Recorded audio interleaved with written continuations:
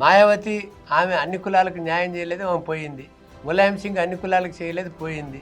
అట్లనే వేరే ఇప్పుడు కాంగ్రెస్ ప్రభుత్వం అన్ని కులాలకు చేయలేదు కాబట్టి పోయింది. బీజేపీ ప్రభుత్వం కూడా ఇప్పుడు చేద్దామని ఆలోచిస్తున్నది కాబట్టి ఒక పెద్ద మార్పు అది. ఈ రాజ్యాంగబద్ధ సంస్థలైన ఈ హయ్యర్ జ్యుడిషియరీ ఫర్ ఎగ్జాంపుల్ ఈ రోజు కూడా 80% హయ్యర్ జ్యుడిషియరీ ఆధిపత్య వర్గాల చేతుల్లో ఉంది. మరి ఈ 50% క్యాప్ అనేది కావాలనే కుట్రపూరితంగా పెట్టినట్టుగా నాకు అనిపిస్తున్నది. అర్జెంటుగా దీన్ని తీసేయాలి. ఈ దేశంలో జనాభా నిష్పత్తి ప్రకారం సంపద పంచబడాలి. సమాధానం మనం చెప్పక్కర్లా. డాక్టర్ బాబాసాహెబ్ అంబేద్కర్ రాజ్యాంగ సభలో రిజర్వేషన్ల మీద చర్చలో స్వయంగా చెప్పారు, రికార్డుల్లో ఉంది. ఆర్టికల్ 15 కానీ 16 కానీ 14 కానీ మిగతా కానీ అందరికీ సమాన అవకాశం. నా దృష్టిలో ఇది అవసరం లేదు, అసలు ఈడబ్ల్యూఎస్ రిజర్వేషన్ అక్కర్లేదు.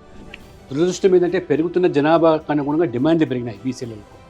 కానీ పెరిగిన డిమాండ్లకు అనుగుణంగా పెంచాల్సింది పోయి గత బీఆర్ఎస్ ప్రభుత్వం వారు పొరపాటు చేశారు.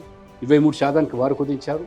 ఈ తర్వాత వచ్చినటువంటి కాంగ్రెస్ ప్రభుత్వం కూడా 18% వచ్చింది. రజక కులము ఒక బీసీ కులాల్లో ఎస్సీ కులాల్లో వాళ్ళిద్దరు పెళ్లి చేసుకొని వాళ్ళ చంటి పాపతోని దేవాలయం పోతే అంటే 80 సంవత్సరాల స్వాతంత్రం వచ్చేంత కూడా దేవాలయంలో పోతే వాళ్ళను పిచ్చి పిచ్చి కొడితే ఆ బిడ్డ చనిపోయింది, చిన్న 2 నెలల పసిపాప.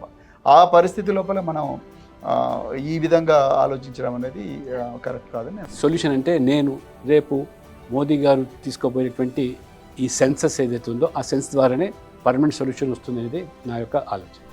ఆర్టికల్ 342(a)(3) ఇంక్లూడ్ చేసినారు రాజ్యాంగంలో. Central government social education backward class లిస్ట్ని సెంట్రల్ గవర్నమెంట్ డిసైడ్ చేస్తుంది. స్టేట్ కూడా అధికారాలు ఇచ్చినారు, ఒక చట్టం చేసి సోషల్లీ ఎడ్యుకేషన్లీ బ్యాక్వర్డ్ క్లాసెస్ని. ఫస్ట్ ప్రిన్సిపల్ ఏమిటంటే చట్టం ముందు అందరూ సమానమే, సమాన అవకాశాలు అందరికీ ఉండాలి. రాజ్యాంగంలో చెప్పింది ఫస్ట్ ప్రిన్సిపల్.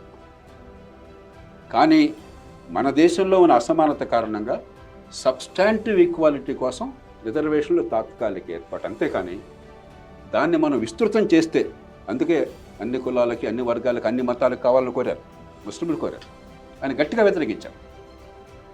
70% ఆయన 70% అని చెప్పిన మాట 70% ఇచ్చామనుకోండి రిజర్వేషన్లు, అది సమాన అవకాశం ఎట్లా అవుతుంది? రాజ్యాంగంలో మూల సూత్రాన్ని దెబ్బతిట్టా ఉన్నారు. అంబేద్కర్ మాటలు